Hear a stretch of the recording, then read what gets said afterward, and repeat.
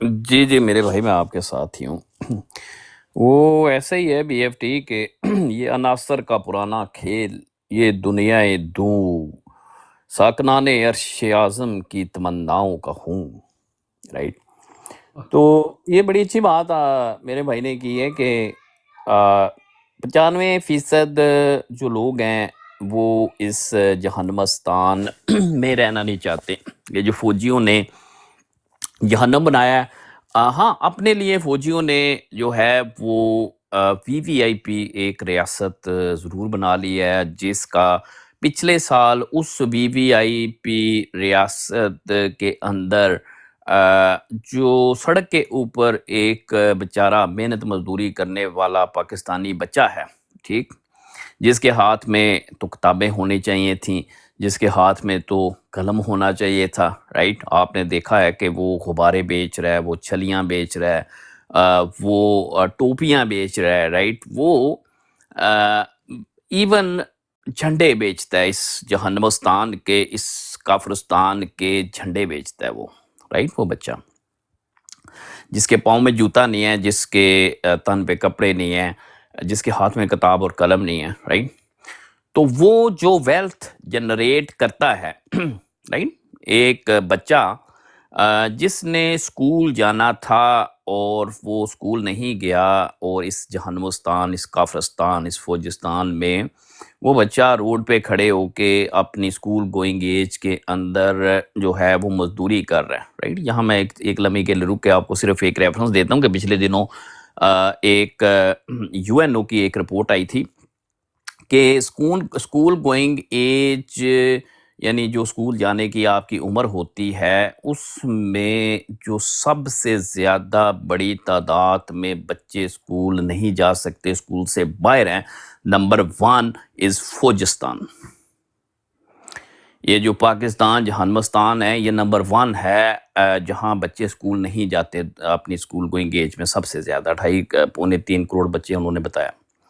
اب یہ جو بچہ ہے، ٹھیک، باقی تو جتنے بھی طبقات ہیں ظاہر ہے ان کی بھی خون پسینے کی ایک کمائی ہے، لیکن اس بچے کے جو جی ڈی پی یہ کریٹ کرتا ہے،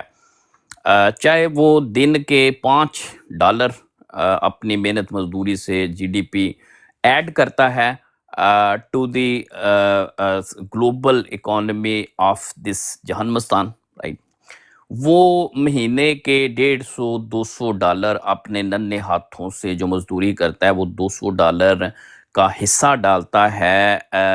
اس جہنمستان کی اکانومی میں، رائٹ۔ تو سال کا اگر آپ لیں تو وہ تقریباً آپ سمجھ لیں کہ 3-4 ہزار یا $5,000 کا شیئر اس بچے کے ننھے ہاتھوں کی اس مزدوری کا ہے، جو تپتی دوپہروں کے اندر ننگے پاؤں، ننگے سر، سڑکوں کے اوپر کھڑا چھلیاں بیچ رہا ہے، غبارے بیچ رہا ہے، پرچم بیچ رہا ہے، ٹوپیاں بیچ رہا ہے، رائٹ۔ وہ پیسے فوجی نے چوری کیے پچھلے سال، صرف فوجی نے وہ 30,000 پاکستانی، سوری ناٹ ارب، 35,000 ارب اس نے چوری کیے، جس میں سے 30,000 ارب اس بچے کے $5,000 ڈال کے، اس جیسے کروڑوں بچے جو 2.5 کروڑ اسکول نہیں جا رہے بچے، ان کی ننھے ہاتھوں کی اس مزدوری کو فوجی نے چوری کیا، اور اپنی جو اس نے وی وی آئی پی سٹیٹ بنا رکھی ہے، رائٹ۔ جو اس کی بیگمات جو ہیں شاپنگ کرنے بھی جائیں تو وہ شاید لنڈن اور نیو یارک سے پہلے وہ بریک نہیں لگاتا ان کا جہاز، رائٹ، اسپیشل طیاروں میں جاتی ہیں وہ تو پتہ ہی ہے آپ کو۔ تو یہ جو ریاست کے اندر ایک ریاست بن چکی ہے، اس کا مطلب ہے کہ یہ باقی جو 95% ہیں، جیسے ابھی میرے بھائی نے بات کی ہے کہ ان کی تو وہاں پہ کوئی فیوچر نہیں ہے، رائٹ۔ پھر ایک اور پہلے آپ کا یہاں پہ آیا، آپ کا ایک پارٹیسپینٹ آیا، اس نے بڑی اچھی بات کی، اس نے کہا جی ہم تو پاکستان سے آ چکے ہیں، ہمارا کوئی تعلق نہیں اس ملک کے ساتھ اب، رائٹ۔ یعنی کہ لوگ اس حد تک مایوس بھی ہیں اور بد دل بھی ہیں، لیکن میں سمجھتا ہوں کہ ہمیں اس کا ایک اور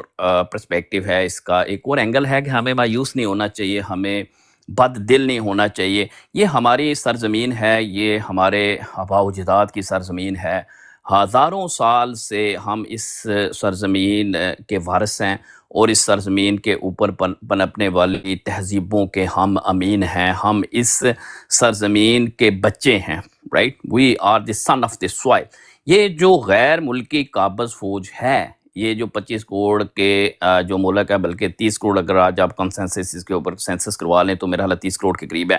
تو یہ ان 6.5 لاکھ سوروں کو مار کے ہم اپنا جو ہے جسے کہتے ہیں کہ ہمارا جو رائٹ ٹو دس سوائل ہے وہ ہمیں ریٹین کرنا چاہیے، نہ کہ ہمیں بھاگنا چاہیے، نہ کہ ہمیں بد دل ہونا چاہیے، نہ کہ ہمیں مایوس ہونا چاہیے۔ ہمیں اس قابض فوج جو ہے اس کے خلاف کھڑے ہونا چاہیے، رائٹ، مایوس نہیں ہونا چاہیے، کھڑا ہونا چاہیے، کیونکہ قوموں کی زندگی کے اندر بہت سے ایسی جگہ ہوتی ہیں جہاں ایسے ڈیسائسو مومنٹس آتے ہیں سر قوموں کی زندگی کے اندر، جہاں پہ آپ کو قربانی دینی پڑتی ہے، رائٹ۔ تو ہیونگ سیڈ دیٹ، یہ جو آپ نے ابھی سلائیڈ میرا خیال ہے جو لگائی ہے، اس پہ میں صرف تھوڑی سی ایڈ بات کر دیتا ہوں یار سر، یہ تو ایک ریاست جو ہے اس کی بنیاد ایک بنیادی اینٹ ہوتی ہے، پہلی اینٹ ہوتی ہے، رائٹ، جو حق حکمرانی ہوتا ہے عوام کا، رائٹ۔ پاکستانی اگر آئین کو بھی آپ دیکھ لیں، رائٹ، وہاں پہ جو پہلا پرائموڈیل اس کا آرٹیکل ہے پہلا، رائٹ، اللہ کی حکمرانی کے بعد جو حق حکمرانی ہے وہ عوام کا ہے، اسی عوام کے حق حکمرانی اور حق رائے دہی کے بطن سے جنم لیتا ہے آئین، اور آئین کے بطن سے جنم لیتے ہیں ادارے، اور ان اداروں کے اندر بیٹھی ہے جیسے یہ دلی مسرت حلالی، رائٹ۔ تو یہ بیسیکلی یہ بھی ایک فوجی کے موتر کی پیداوار ہے جو آپ کو تسلیم نہیں کرتے آپ کے حق حکمرانی کو۔ فوجی سمپل از دیٹ اسٹیٹمنٹ کا مطلب یہ ہے کہ فوجی بزور بندوق آپ کے اوپر قابض ہے اور آپ کے حق رائے دہی کو وہ تسلیم نہیں کرتا، آپ کی آزادی کو وہ یہاں پہ تسلیم نہیں کرتا، اس سرزمین کے اوپر آپ کا جو حق ہے اس کو وہ فوجی تسلیم نہیں کرتا۔ تو میں سمجھتا ہوں کہ سوائے بی ایف ٹی مزاحمت کے میرے بھائی اس کا کوئی اور حل نہیں۔ Resistance, the only word is resistance. جی میرے بھائی، یہ بڑھیا۔